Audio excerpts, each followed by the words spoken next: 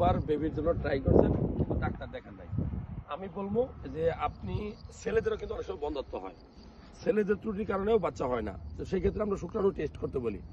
শুক্রাণুর পরীক্ষাটা করার নিয়ম হলো যে আপনি স্বামী স্ত্রী 3 দিন মিলামিশা করবেন না, তাহলে আপনার শরীর থেকে মাস্টারবেশন বা হস্তমৈথুনের মাধ্যমে একটা হাসপাতালে গিয়ে যদি আপনি বীর্যটা দেন, তাহলে 40 মিনিটের মধ্যে কিন্তু এই টেস্টটা করতে হয়, এটা বাড়ি থেকে কালেক্ট করে নিয়ে আসলে হবে না।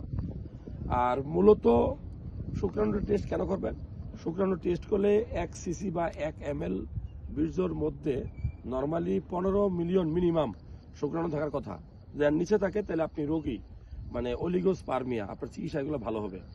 আবার অনেক সময় শুক্রাণু টেস্ট করে দেখা যায় একটাও শুক্রাণু থাকে না, শুক্রকীট, যেটাকে আমরা অ্যাজোস্পার্মিয়া বলি। এটা হলে কিন্তু আপনার বাবা হওয়াটা খুব টাফ হয়ে যাবে।